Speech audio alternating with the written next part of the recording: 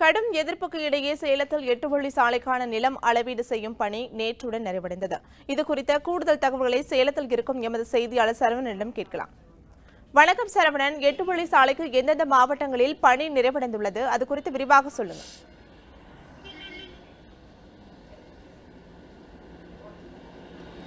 வணக்கம் பிருந்தா. அதாவது பார்த்தோம்னாக்கா சேலம் சென்னை இடையேயான பசுமை வழிச்சாலை திட்டத்திற்கு விவசாயிகள் தொடர்ந்து எதிர்ப்பை தெரிவித்து வருகின்றனர். இந்த நிலையில் பார்த்தோம்னாக்கா காவல்துறையின் உதவியோட மாவட்ட வருவாய்த்துறை மற்றும் நெடுஞ்சாலைத்துறையினர் பார்த்தோம் அப்படின்னாக்கா இந்த நிலம் அளவீடு செய்யும் பணியை நேற்று நிறைவு செஞ்சிருக்காங்க.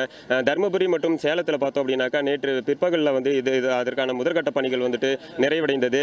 இந்த நிலையில் பார்த்தோம் அப்படின்னாக்கா அனைத்து பகுதிகளிலுமே, அதாவது கிராமமாக நில அளவீடு செய்யும் பணியில் பார்த்தோம்னா விவசாயிகளும் குடியிருப்பு வாசிகளும் தொடர்ந்து இதற்கு எதிர்ப்பு தெரிவித்தாங்க. நிலம் அளவீடு செய்யக்கூடாது, எங்களுடைய அனுமதியின்றி இந்த நிலத்தை அளவீடு செய்யக்கூடாது, இதற்கு 8 வழி சாலை அமைப்பதற்கு நாங்கள் தொடர்ச்சியாக நாங்கள் எதிர்ப்பு தெரிவித்து வரோம் அப்படின்ற ஒரு கருத்தை அவர்கள் கண்ணீர் மல்க அவர்கள் தெரிவித்து வந்தாங்க. இந்த நிலையில் பார்த்தோம் அப்படின்னாக்கா சேலத்தில் இந்த 8 வழி சாலைக்கு எதிர்ப்பு தெரிவித்து பல்வேறு கிராமங்களில், அதாவது சேலத்தில் பார்த்தோம்னாக்கா குப்பனூர், ராமலிங்கபுரம், அயோத்திப்பட்டினம், மின்னாம்பள்ளி, பெரிய கவுண்டாபுரம், சின்ன கவுண்டாபுரம், நிலவரப்பட்டி உள்ளிட்ட 10க்கும் மேற்பட்ட கிராமங்களில் கருப்பு கொடி கட்டி தங்களுடைய எதிர்ப்பை பொதுமக்கள் தெரிவித்து வருகிறார்கள். அதாவது வீடுகளிலும் விளைநிலங்களிலும் அவர்கள் கருப்பு கொடி கட்டி இந்த 8 வழி சாலைக்கு நாங்கள் நிலம் தரமாட்டோம் அப்படின்ற ஒரு மறுப்பையும் அவர்கள் தெரிவித்து வருகிறார்கள். இந்த நிலையில் அதாவது இன்று காலை முதலே அந்த கிராமங்களுக்கு காவல்துறையினர் குவிக்கப்பட்டு வருகிறார்கள். இதன் காரணமாக அந்த கிராமங்கள் முழுவதும் ஒரு பதட்டமான ஒரு சூழ்நிலை ஏற்பட்டு வருகிறது. கருப்பு கொடியை உடனடியாக அகற்ற வேண்டும் என்றும் காவல்துறையினர் வற்புறுத்தி வருகிறார்கள். இதற்கு பொதுமக்கள் தரப்பில் கடும் வாக்குவாதமும் ஏற்பட்டது.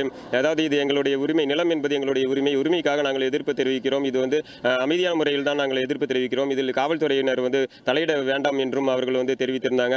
இருந்த போதும் பார்த்தோம் அப்படின்னாக்கா பல்வேறு கிராமங்களுக்கு காவல்துறையினர் ரோந்து சென்று அந்த கிராம மக்களிடையே, அதாவது விவசாயிகளிடையே தொடர்ச்சியாக கருப்பு கொடியை அகற்றுமாறும் அவர்கள் வலியுறுத்தி வராங்க.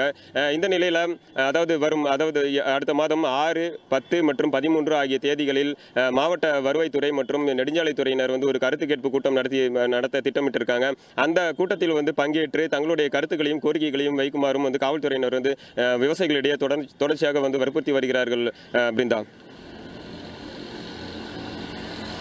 சரவணன், மொத்தம் எத்தனை கிலோமீட்டர் நிலம் இதற்காக அளவிடப்படுகிறது, அது குறித்து சொல்லுங்க. பசுமை வழி சாலைக்கு எதிர்ப்பு தெரிவித்து மக்கள் முன்னெடுத்த போராட்டங்கள் குறித்து விரிவாக சொல்லுங்க.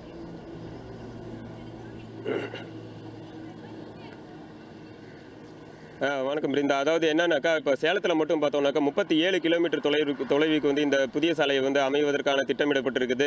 இதே போல் தருமபுரியில் பார்த்தோம்னாக்கா 53 கிலோமீட்டர் தொலைவிற்கு இந்த சாலை அமைவதாக அதிகாரிகள் தெரிவிச்சிருக்கிறாங்க. இந்த 37 கிலோமீட்டரும் பார்த்தோம் அப்படின்னாக்கா அதிக அளவில் விளைநிலங்கள் தான் கையகப்படுத்தப்பட உள்ளது. அதே போல் அதாவது குடியிருப்பு பகுதிகளும் சில இடங்களில் கையகப்படுத்தப்பட உள்ளது. அதே போல் பார்த்தோம்னாக்கா வனத்துறையுடைய நிலங்களும் அதாவது ஜருகு உள்ளிட்ட பகுதிகளில் அடர்ந்த வனத்துறையினுடைய நிலங்களும் அதாவது மொத்தம் 177 ஹெக்டேர் அளவுக்கு வனத்துறையுடைய நிலம் கையகப்படுத்த உள்ளதாகவும் ஒரு அறிவிப்பு வெளியாகி இருக்கிறது.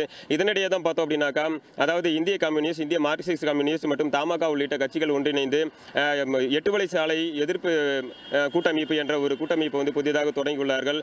இந்த கூட்டமைப்பின் மூலம் பார்த்தோம் அப்படின்னாக்கா 37 கிலோமீட்டருக்கும் உள்ளடக்கிய 23 கிராமங்களையும் சேர்த்து அனைத்து விவசாயிகளையும் பொதுமக்களையும் ஒன்றிணைத்து இந்த போராட்டத்தை வலுவாக கொண்டு செல்வதற்கான திட்டத்தை அவர்கள் மேற்கொண்டு வராங்க.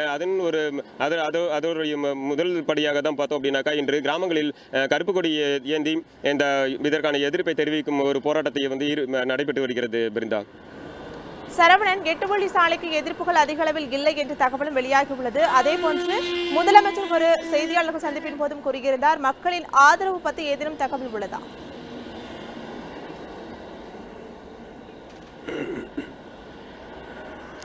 பிருந்தா, பார்த்தோம்னாக்கா முதல்ல மாவட்ட ஆட்சித்தலைவர் ரோகிணியும் எதிர்ப்பு, அதாவது விவசாயிகளுடைய எதிர்ப்பு இல்லை, சிலர் மட்டுமே எதிர்ப்பு தெரிவித்ததாக தெரிவித்திருந்தார். இதனைத் தொடர்ந்து தமிழக முதல்வரும் சேலம் வந்த போது ஒரு பேட்டியின் மூலம் அவர் ஒரு சிலர், அதாவது நாங்கள் இந்த விவசாயிகள் தான் இதற்கு எதிர்ப்பு தெரிவித்திருக்காங்க, மற்ற விவசாயிகள் தாமாக முன் இந்த நிலங்களை வழங்கியதாகவும் அவர் தெரிவித்திருந்தார். இது இந்த பகுதி மக்களிடையே மிகுந்த சர்ச்சையை ஏற்படுத்தியுள்ளது. இந்த யாருமே அதாவது விவசாயிகள் யாருமே இந்த 8 வழி சாலைக்கு நிலம் கொடுப்பதாக தெரிவிக்கவில்லை. ஒரு சில விவசாயிகள் விவசாயிகள் மட்டுமே தெரிவித்திருக்கிறார்கள். அதை வைத்துக்கொண்டு முதல்வரும் மாவட்ட ஆட்சித்தலைவரும் வந்து ஒட்டுமொத்த விவசாயிகளும் இதற்கு ஆதரவு தெரிவித்ததாக வந்து கூறியிருக்கிறது வந்து வேதனை அளிப்பதாகவும் அவர்கள் தெரிவித்துள்ளார்கள். 8 வழிச்சாலை எங்களுக்கு தேவையில்லை, எங்களுடைய விளைநிலங்கள் தான் தேவை என்ற ஒரு கருத்தை வந்து தொடர்ச்சியாக வந்து விவசாயிகளிடையே நிலவி வருகிறது. பிருந்தா, சரவணன், உங்களுடைய விரிவான தகவல்களுக்கு நன்றி. முக்கிய நிகழ்வுகளை அறிந்து கொள்ள காவிரி நியூஸ் யூடியூப் சேனலை சப்ஸ்கிரைப் செய்யுங்கள். உடனுக்குடன் செய்திகளை தெரிந்து கொள்ள காவிரி நியூஸ் சமூக வலைதளங்களோடு எப்போதும் இணைந்திருங்கள்.